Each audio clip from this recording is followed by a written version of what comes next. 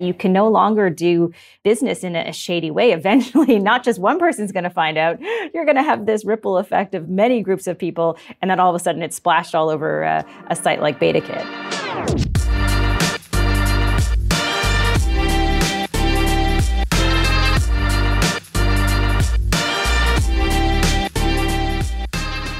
Hello and welcome to the BetaKit Podcast's first AMA episode of 2023, where we ask you, our listeners, for questions on Canadian tech or tech from a Canadian perspective, and then bring on a special guest to answer them for us. And tonight, we have a special guest, a special guest, one Amber Mack, host of basically every tech thing other than this podcast, but importantly, a Canadian Podcast Awards winner. If you might remember the last time we had Amber on the podcast, we were talking a lot of shit because we were also nominated for the Canadian Podcast Awards, and well, she crushed us. So Amber is back looking for revenge, and I assume apologies. Amber, thank you for doing this once again. We are so sorry. You are the best. Oh, well, you know what? It was some tough competition in that category. Super happy to have won, but you guys are awesome. And you know that I love you guys. And I don't think with those particular awards, people often win 2 years in a row. So I think this year or have two podcasts nominated in the same category. So we beat the. I was told I did some deep investigative. I'm completely lying. We reached out for the numbers. We reached out to PricewaterhouseCoopers for the results, and we were told that we beat both of your podcasts in votes individually, but your two podcasts combined dominated us, and they had to give you the award.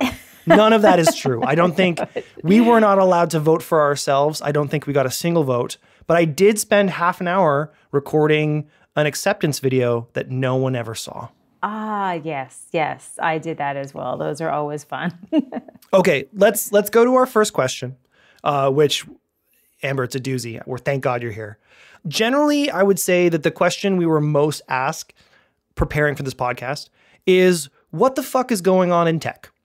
Now, I'll say no one actually said that. That's me editorializing a little bit, all the random questions that we got. But basically, we're looking at questions about layoffs across tech, including Microsoft, Google, Amazon, and Salesforce. On the Canadian side, you have Lightspeed, Hootsuite, and Clearco.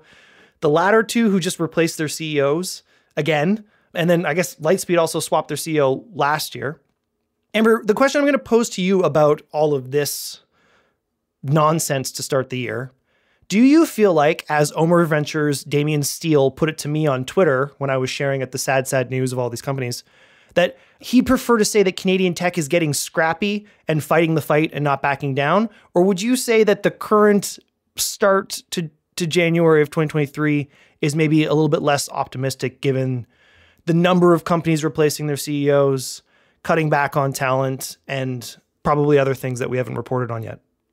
I honestly feel as though 2023 is going to be one of these years in Canadian tech where companies are going to have to be accountable. And what I mean by that is that we've seen a lot of vaporware over the years. You know, we've seen a lot of companies raise a lot of money. People get excited about those headlines, but we don't necessarily always see these really robust and healthy end products. But I feel that 2023 is going to be that year where all of a sudden these founders and CEOs are going to be really taken off their pedestals, and they're going to have to build something that is tangible, that is successful. They're going to have to be agile. They're not going to be able to waste money. So scrappy might be one word, but I really feel that accountability is something that's been missing out of this entire conversation. Rob, do you have a word of the day? You've never been accountable to anyone, so I'm not sure how you would respond to that. I wouldn't consider you scrappy either. How are you when you're checking betakit.com, you know, for the fourth time of the day, and you're seeing us report on another CEO gone or another 20% above layoffs, and then like the tens of thousands of people who work in Canada that are being laid off by our branch plant overlords? What's the keyword that pops up into your little thought bubble? No, I don't think I have like a hot take word. It's something we haven't seen in quite a long time. And the scale of the layoffs on a company by company basis is pretty large. It feels like all things in the last decade, very trendy. It's trendy to lay people off. Now you lay people off. And I think a lot of the companies are laying people off in anticipation of not having to lay people off again anytime soon, which is really interesting. If you think of like Google, Amazon, all those companies, they all laid off like around 10 to 12,000 people, which independent of the size of the company, Amazon's like 1 million employees, Google's like 100, 200,000, and Facebook's like 100. They all laid off 10,000 people. It's a very interesting number that they all pick the same number, but there's a huge swath of talent that's around. And as we see in our own ecosystem, the startups that were invented here, there always needs to be accountability. Someone's head needs to roll when shit starts to go bad. And I don't want to equate I don't think startups are like regular companies, but maybe this is wartime CEO type activities. Okay, but let's parse this a little bit, because I think you both made great points on either side of this, because there's a difference between Amazon, Microsoft, Google just randomly like, we'll literally decimate our company 1 out of every 10. That seems to be not necessarily reactive accountability, but maybe a little bit more proactive for the coming environments or the coming markets. That's very different than the subsection of private market startups that we've been seeing absolutely taking body blows.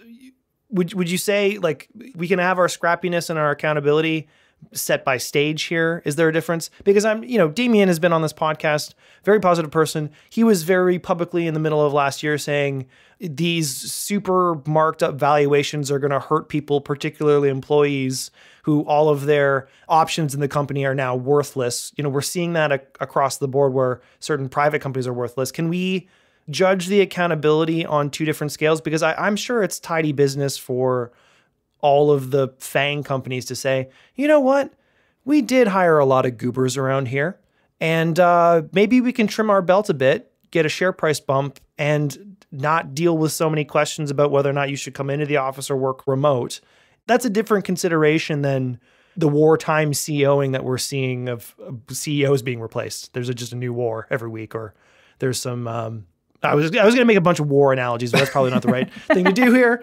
So can we separate the two? Or like, Amber, do you feel like the accountability it just happens at the scale of your company? I really feel like you have to think about these layoffs in two different buckets. There are those big tech companies where this doesn't have a massive dent really in what they're going to be doing day to day, and separate them. And in the other bucket, you have the startups who have been, doing layoffs, and who have been forced into this position where they do have to be a little bit more nimble.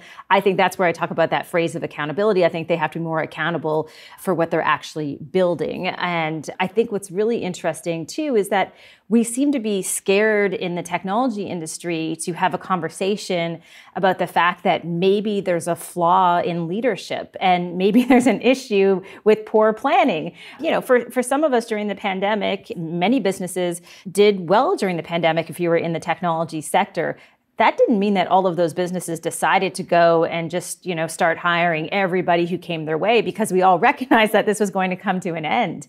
So I don't think we should be afraid to be more critical of the leadership of some of these companies who really weren't more careful about how they treat individuals. Rob, let's expand this out to the inside baseball stuff that you and I are usually mired in, because BetaKit ran a story earlier this week about some things that we've been reporting on that then were just absolutely spoiled by one Laura Lenz, also an Omer's Ventures VC. This is a really weird theme. When she came out publicly saying that she'd been hearing some things about rounds being blown up or renegotiated, money being pulled back from the startups after being deposited, we extended that reporting saying we are aware of multiple companies where this has happened. We're going to name the regions, but we're not going to name the companies or the investors involved. But we're also seeing LP limited partners not honoring the capital calls for VCs. And that is leading to a trickle-down effect where the VCs don't actually have the money to invest in the startup, or they're on the hook from some prior investment because they can't pay off their line of credit with the bank. Amber was just talking about for earlier stage companies, a level of accountability with what you're building. I'm wondering if you feel like there's you might just be accountable to the terms of the funding arrangement you did last year. And regardless of what you're building, you might be in trouble. Does that resonate with you at all? What was your reaction seeing our reporting about publicly kind of articulating what the Whisper Network has been sharing for months now? Well, first of all, that article, it's called Investor Liquidity Issues Are Putting Up the Squeeze on Canadian Startups. That is a tour de force. I mean, like so much sausage making. I didn't know a whole bunch of that stuff. So it's I mean, you can't just read this going to sleep one night. You have to sit down and actually have a coffee and read it. It's fantastic. Because I didn't, there's like, oh, by the way, I thought that investors dump money in LPs and dump money in at least some money to the VCs for them to deploy. But no, they say, okay, you promised me some money, so give me some money now. Oh, did you know that when VC firms announce huge tens to hundreds of $1 million funds, that they don't actually have the money? I don't think a lot of people know that. I thought they had some of the money. I didn't think maybe it was brimming and they were going on yachts around the world, but I figured they had enough money that they could, cover a few $100 million investments or whatever the number is at the beginning, some percentage. I mean, it goes back to like, if you look at all kinds of funding sources, the bank, the stock market, there's all this stuff that has absolutely nothing to do with the operation of the business that you're trying to run, that interferes with the business that you're trying to run. Venture has its own inside baseball and its weird arcane rules that are very well documented now, and what's actually happening with the machinations of our particular market that are worth unpacking for entrepreneurs who need to understand if they're not in that situation now, they have to be ready for those kinds of situations.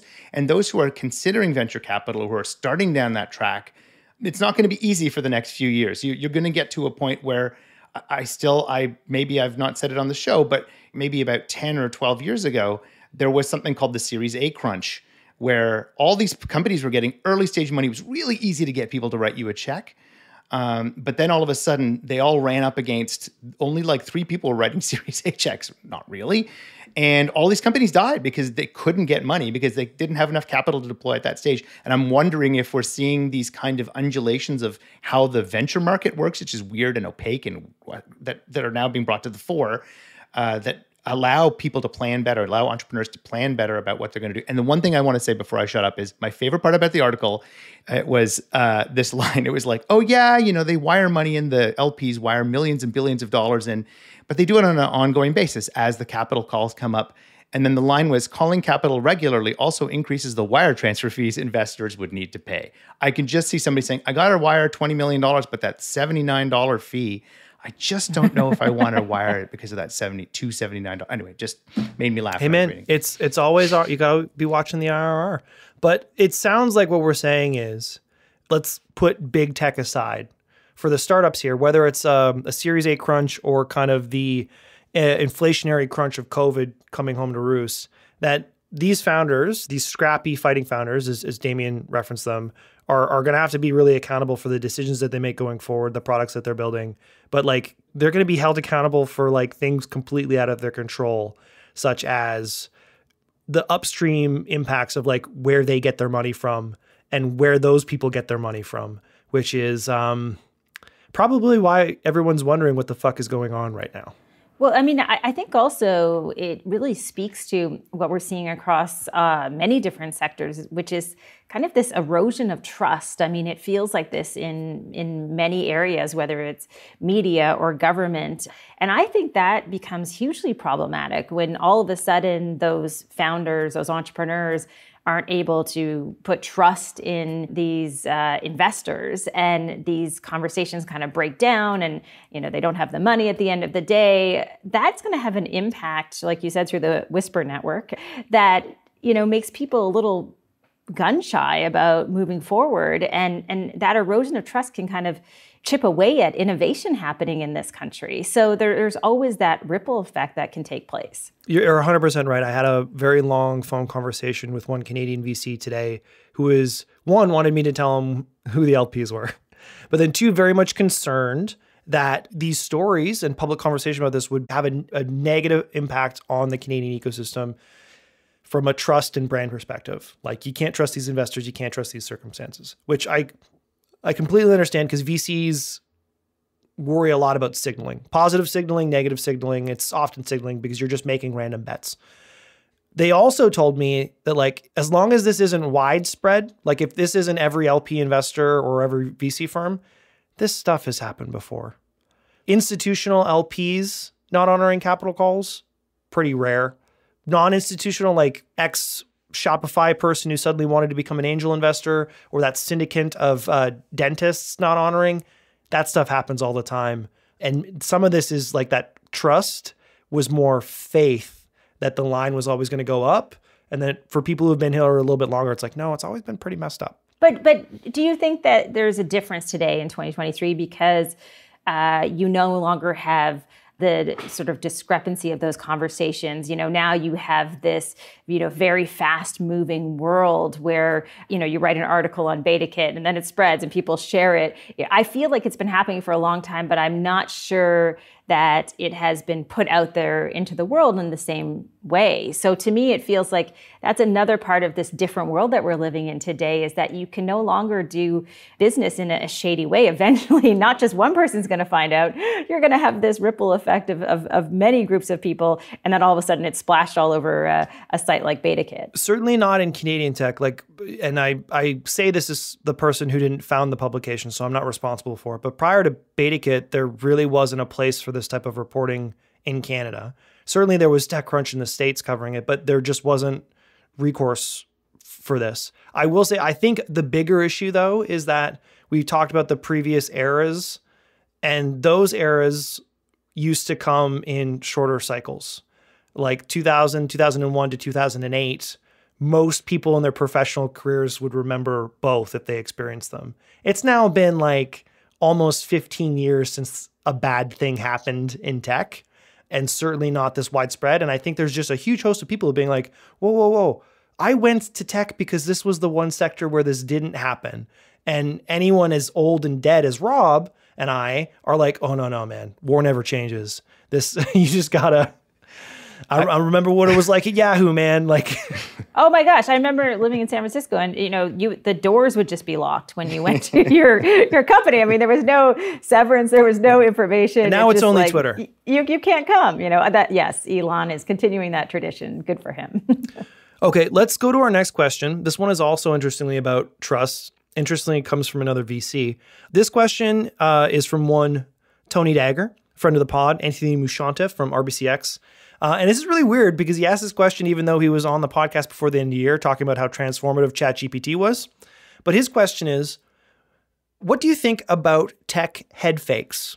It seems like we've had many next big things, VR, AR, 3D printing, etc. Obviously, Mark Gurman has been reporting tons of stuff about the forthcoming Apple VR or AR headset. Why is ChatGPT different? What makes something different? What makes it not, I guess, fall into this next big thing head fake where you think it's going to be the thing and then it turns out to not be? I mean, I think the difference is that, well, oftentimes people kind of mix up AI and automation. They aren't always one and the same. But we do know that, I was just looking at the World Economic Forum.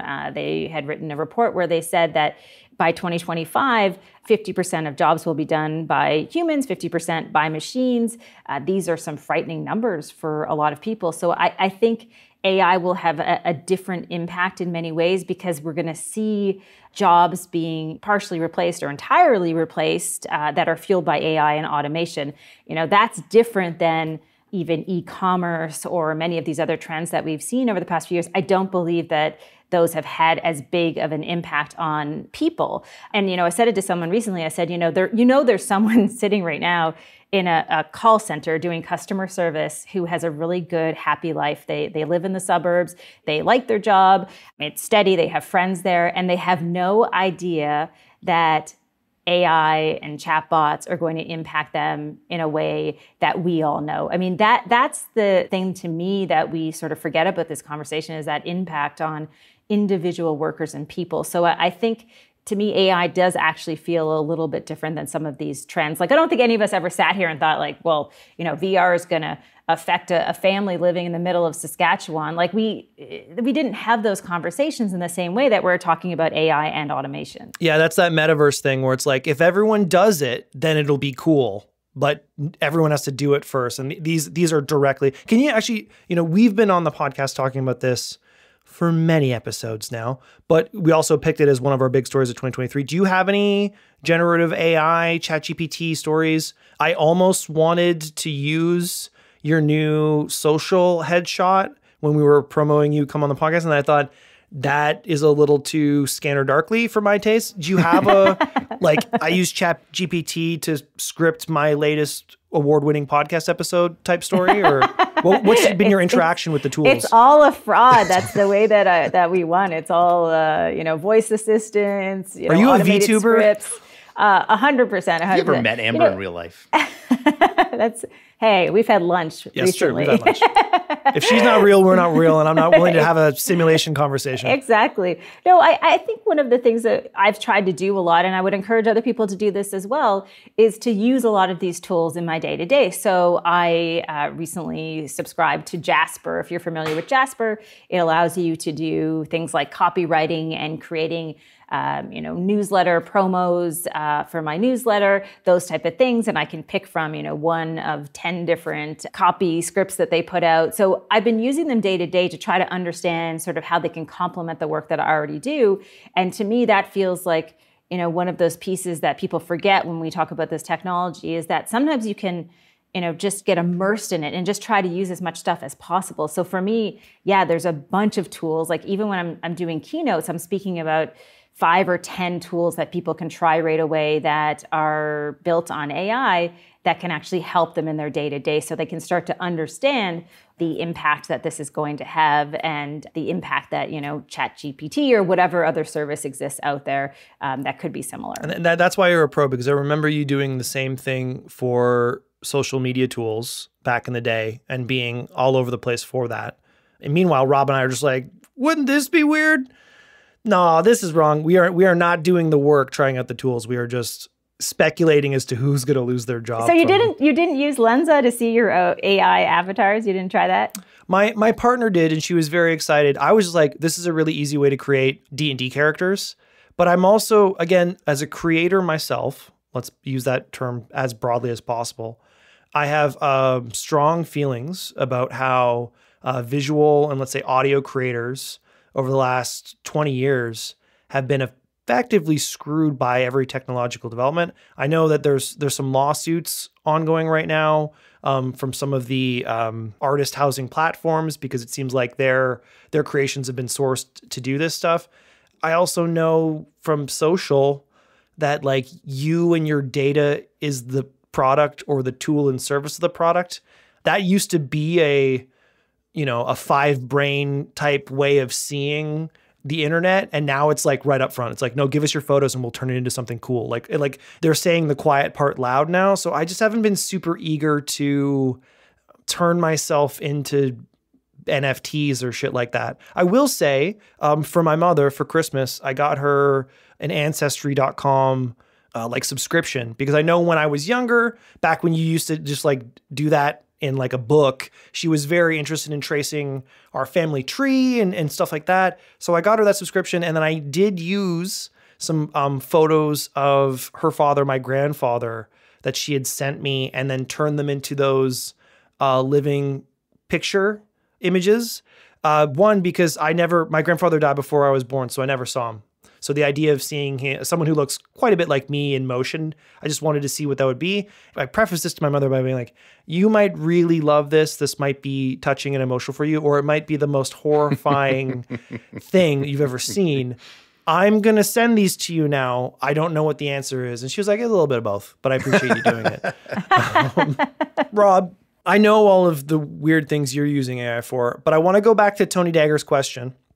And again, saying this is a person who's been on our podcast who he's just plugging his last post. That's really what he's doing. It's like he wants give me an intelligent answer about this stuff. He's upset that Damien was a more popular podcast than the one that he was on. So he's trying to get to goose the numbers. Yeah. But he said something in terms of like the head fakes or the assumed next big things, and that reminds me a lot of the thing that you rely upon basically every podcast, which was the Gartner hype cycle. Oh yeah. And the trough of disillusionment. Yeah. Do you think that this is just that, or what is it about some of these things that we just know that only rich people want them to happen, and other things where you're like, oh, this is actually the fucking future? So my conspiracy theory lens on this is I still have like almost like this dual wave particle theory of this stuff. I don't think it's just one cycle that goes once. You keep seeing stuff, and VR is a perfect example. We've seen these waves of this is the VR version that's going to get you. And then it's just never that version. And I think we all know, and this is why I think Zuck is having such a hard time about it. It's probably 2 iterations away. They might get to 1 iteration from now in the next 5 years, but it's really, we need another kick at the can or two, another decade or two before this really is compelling.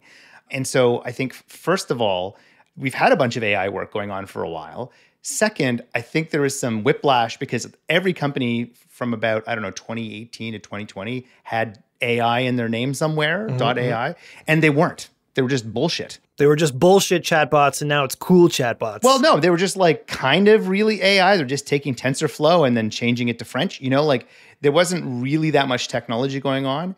When you had AI, you're just like, yeah, sure, you're an AI company. And then when you see AI show up, you're like, oh shit, that's what it can do? Oh God. But I also think if you juxtapose it to all those other innovations that he was referring to, first of all, they're a while away from actually manifesting themselves. Second of all, they're kind of weird. Like Bitcoin is a currency that'll replace banks. Okay. VR is going to replace how we do stuff. Well, when ChatGPT shows up and it can write your value proposition as well as you can, that's fucking frightening. It's obviously ready for prime time. Might be sociopathic and might be mostly wrong, but a very authoritative sounding. But it's ready, and we can see that it's ready. I think the second thing that's interesting about it is that a lot of technologies up till now in the regular industrial revolution have replaced blue collar work. This is replacing white collar work. And you know when you paint yourself into a corner and you're like, shit. Often. The technologists have accidentally painted ourselves into our corner where like we've commoditized the bottom end of every industry over the last 10 years, every industry. And now all of a sudden we're like, oh shit, we're commoditizing everyone else's. So knowledge workers are the only thing left to commoditize. That's awesome. Right. Yeah. Great. I was worried about that poor hypothetical suburban call center, probably household member that Amber was talking about. Now I'm very much worried about myself. I think it's interesting too, though. We've always faced this in this technological age where we know that things are just changing rapidly. Like I think about being in a newsroom at CityTV in maybe 2005, 2006, and I was using social media and everybody laughed at me. I mean, they really did. I tell this story all the time. They thought I was wasting my time. My Twitter friends were ridiculous. Why would I even bother doing any of this stuff? And then you fast forward 10 years and they've all been laid off and they're all calling me to help them with their personal branding on social media. So, we go through these cycles, and I think we all have to kind of find lessons in all of this, right? And the lesson I think for most of us is just like you constantly have to be in the state of adapting and changing. And I think I keynote all the time. The truth is everything I say pretty much can be found in a Google search. I mean, this is true. You could send a robot out there who looked like me to deliver that same speech. But I'm always trying to kind of craft it in a way that makes it personal and then use the technology and tell a great story. So we just have to sort of stretch our brains in different ways. So I think you're right about the white collar workers. It's going to affect people in the creative class, but it also puts pressure on us in some ways to be even more creative.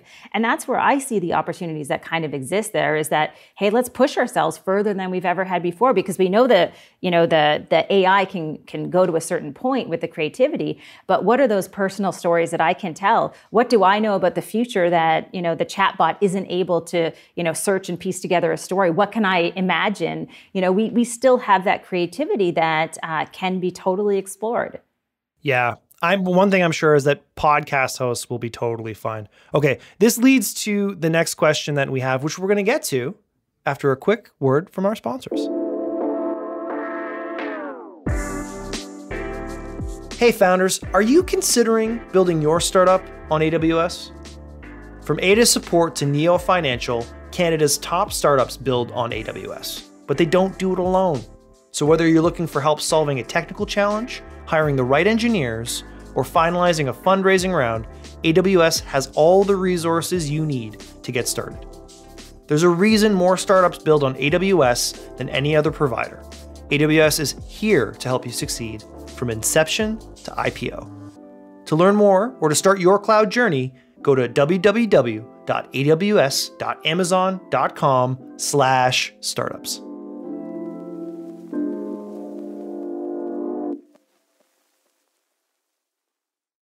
Okay, we're back. And for this question, it's almost like we planned this, but we didn't. This question submitted, I think, probably, Amber, from one of your regular followers, listeners, readers, because they made some reference to whether or not you're going to sneeze on the podcast, which I don't know is like an in-joke for your community. This was a submitted question, and it relates to just what you were talking about, how either you do it or as this white-collar group of knowledge workers, digital workers, are faced with the things that we kind of tried to avoid by becoming digital knowledge workers. How do you persuade late adopters of the importance of digital literacy?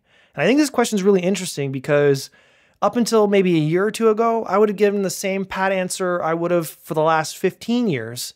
And now what it means to be digitally literate seems to be fundamentally changing, because what is coming digitally is going to be transformative to what we had before. So I'm wondering, like, you're going out there and trying to make things unique and personal and different in some ways by showcasing different tools. You're advocating for the empowerment that comes through knowledge. But as we all just acknowledged, like, whether or not we're ready for the digital transformation, it might be like whether or not we're literate might not matter. So I guess, how are you looking to adopt the next level of digital literacy, either into your business, your life, or let's say the extended Mac clan, the Amber Mac family of people who probably all rely upon you to help set up their Wi-Fi and every other digital thing in their life. Are you talking to them yet, being like, okay, cool, we've got grandma on the FaceTimes and the whatnot, but we really need to talk about generative AI? It's a great question. I don't think I have a perfect answer to this. I think this is something as a nation that we have to face. And I think it's something that we struggle with. And I would love to hear more conversations happening at all levels of government in terms of how we're going to ensure that people don't get left behind in this digital world that we're in right now, because it isn't like it used to be. Like, the truth is, when Instagram first came out and we all started using Instagram or Facebook, whatever it might be, we're still using some of those tools, right? You know, you have this kind of long runway of using some of those tools that existed. My gut feeling right now with ChatGPT is I may never use it again. I'll probably use something else, because there's going to be something newer, faster, better in a year from now. So ChatGPT is the live journal of generative AI. Yeah, right? It's the GeoCities of 2023. Okay, that really dated me. But I literally referenced GeoCities in our last podcast episode. You are 100% at home with us. I'm home. Yeah. I love it. So I think that question is one that we all have to face as a country. How do we actually help people upskill, get comfortable? And I think the truth is, there's not a lot of places for those people to turn who feel as though they've been left behind. And one of the issues I think that happens even just with each of us personally in our own families, when we're teaching our parents, we get really frustrated, right? We don't have the patience that we need to have.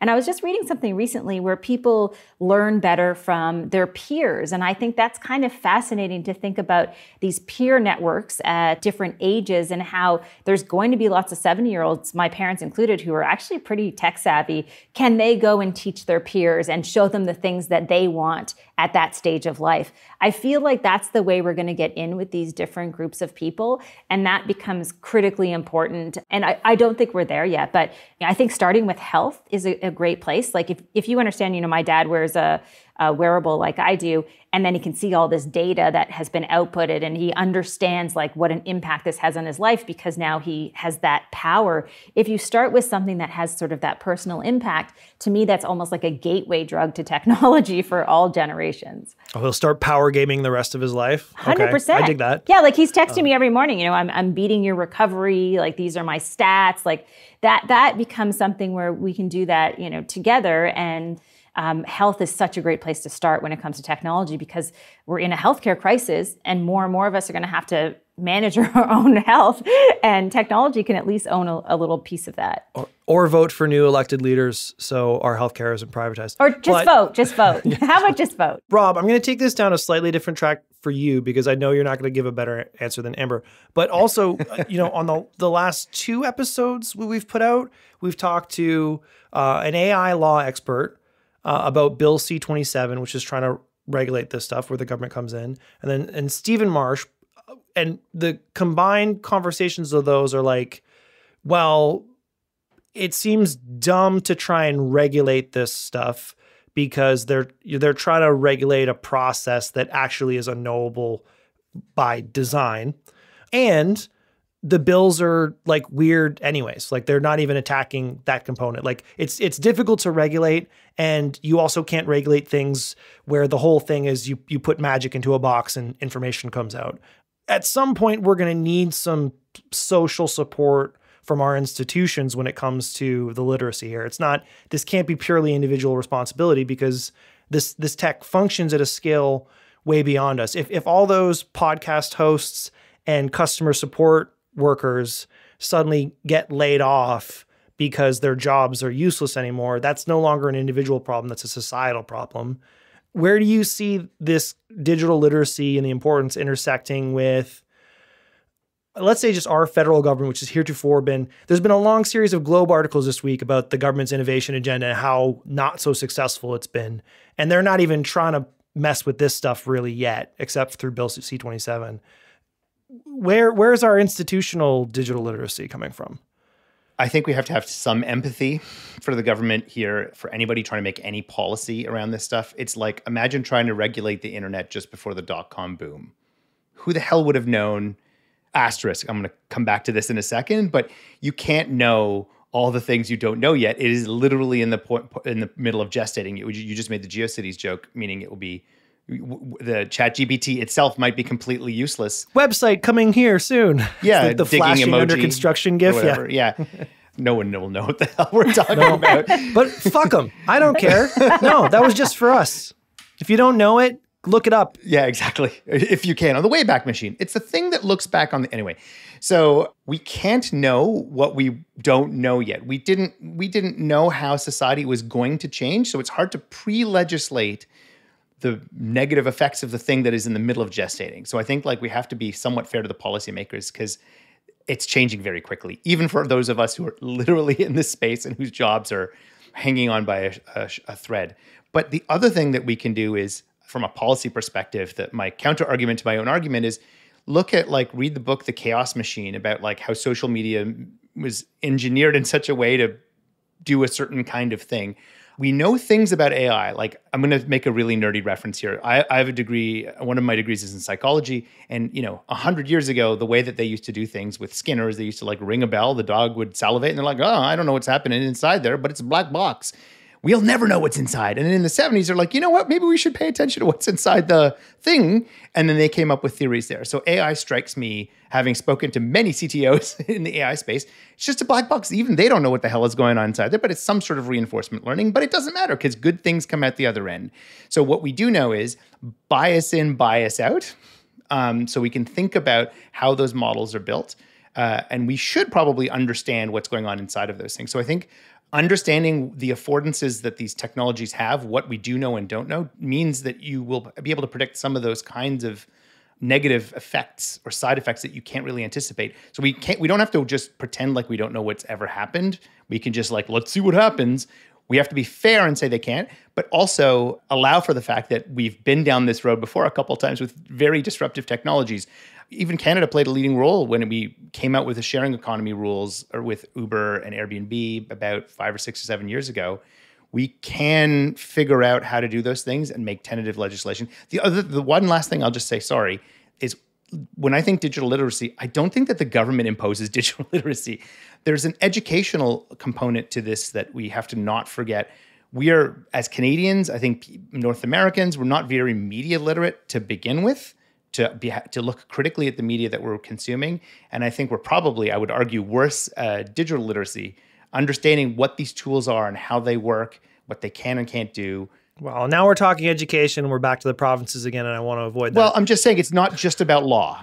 I get that. The one thing I want to kind of agree with you and then maybe double down on the part of what you said that I agree with, because It is difficult, but I feel like where we get in trouble is when we say, this thing is so radically new. How could we ever treat it like the thing that came before? And that's where we get an unregulated internet and social media, where just because you were a social media company, you were no longer regulated in the way that every other media company was, which allowed rampant misuse. Like, I think we all hoped that social media wouldn't be abused the way it could be, but 10 years ago, 15 years ago, we're like, well, that's potential for like, I was there. I was part of those conversations. But it's not that we weren't unaware of those I know that's things. called social media, but at the time it wasn't media. It was for communication, and it was for posting things about your friends and family. It then evolved over time to replace traditional media and be sources of information for people, which is not, I don't think, originally how it was designed. So if you're making a rule about what Facebook and Twitter was in 2011,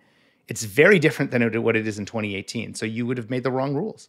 That's fair. There's a tipping point there, but I also think we have to be smarter about following things from their logical conclusions so that we can speculate. We now know. Tipping now points. know.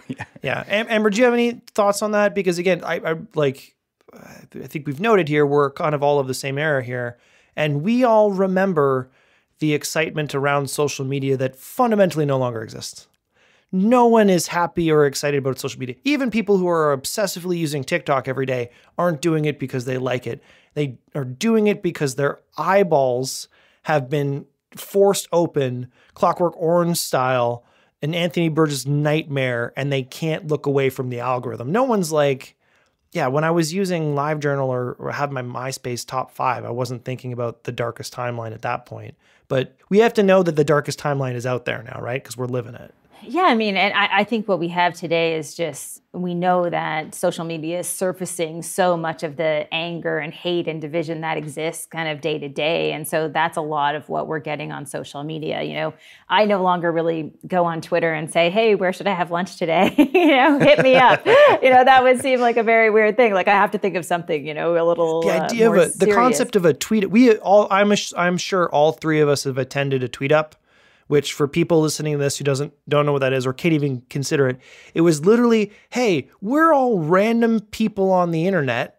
Why don't we get together and meet and just see how that goes? And our only connection is that we're all on Twitter. And it used to be the most fucking fun thing. You'd be like, I know you, you're the person that I follow that tweets great sandwich stuff, or you fix these computer problems. You're a real person. And that stuff just can't exist anymore. It can't. And, I mean, even just the thought of us having a tweet up and wondering who's going to show up and looking through my profile, I have heart palpitations because we told people we all had lunch together, and I'm worried they're going to figure out where, because that's like my favorite lunch spot. Yeah, I mean, I think it's just a different world that we are in right now. And it certainly, is no longer that sort of, that wonderful time in social media where it really was just about connecting people. I mean, I think we're seeing just different forces.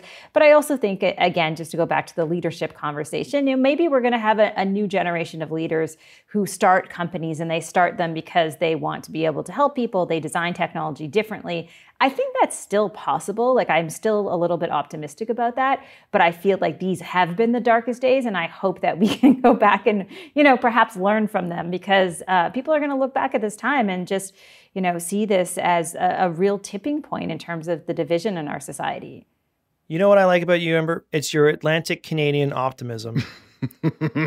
Because when I told you, like, we were in the middle of a snowstorm, you're like, I don't know what you, I love storms, or something about it. It leads us to our next question, submitted from one Tara Wickwire of Sandpiper Ventures, and then also Propel. This question is about Atlantic Canadian tech. Atlantic Canada has seen disproportionate population growth over the past year. In fact, the biggest of all time. Given this stat, tell us what you see as opportunities related to innovation, talent, and access to funding. Amber, I couldn't think of anyone better to answer this on this podcast than the Canadian Podcast Awards winning host of like 4 different podcasts from Atlantic Canada. We're just clearing out. This is ISO Amber. Because Rob and I have no answer to this question. This actually was from our last AMA, and we cut it because we didn't have a good answer. So we've just been saving it for you. It is really exciting to see what is happening in Atlantic Canada right now. You know, I'm from Prince Edward Island. I went to school in Nova Scotia.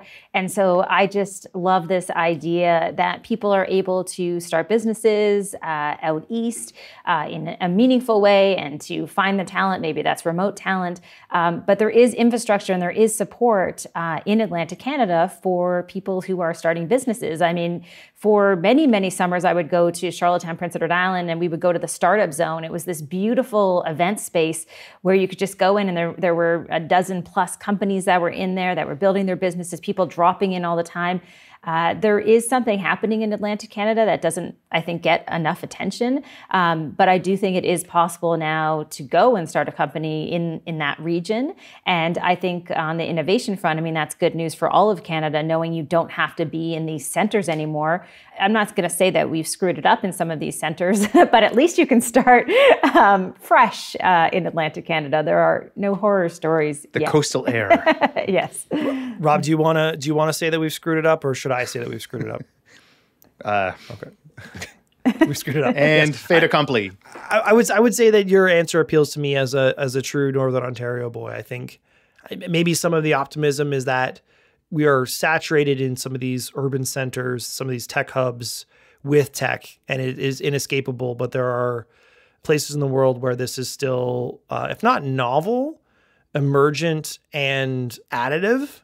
And because they're in places of the world where they're not saturated, you have the option to close the laptop, turn off the camera, go outside. Rob, how can we ruin this? I don't think we can. This is just positively optimistic. I've made a point of ending shows on positive notes before, so I think we should just do that. Okay. All right, then let's do it. Amber, if our listeners were looking for not just an award-nominated podcast, but an award-winning podcast, where would they be able to find you? So the feed is the most recent award-winning podcast that I've been part of. If you're interested in mining, This Is Mining is also an award-winning podcast. Not to rub it in your face, but No, it's okay. We talked a lot of shit. You beat our ass. both of those are online, and those are probably the best places to go if you are into podcasting. But most importantly, thank you for having me on, guys. It's always a blast. Anytime I'm on a podcast where someone mentions GeoCities, or I mention it and you guys know what it is a good thing. It's honestly just the fact that we can find another compatriot in podcasting that sees tech the way that we do makes us feel less weird. And as you might have gathered, Rob and I don't get out much. We really need this positive affirmation. So thank you, Amber. Thank you again, listeners, for submitting questions. I got to say, I feel that you as a group, listeners, are really trying to help us out this year by not asking us PhD level questions. I almost feel like if Amber weren't here, we might have been able to handle this on our own. We're never going to do that, though. So stay tuned for next month's AMA with another special guest, because you're never going to catch us like you did last year, where you wanted us to write like a 5,000 word doctoral answer to your competition questions. It's not happening. But stay tuned. We'll be announcing the next AMA episode. We'll be sourcing questions. We really appreciate the fact that you take the time to submit anything beyond just listening to the podcast, and we'll see you on the next one.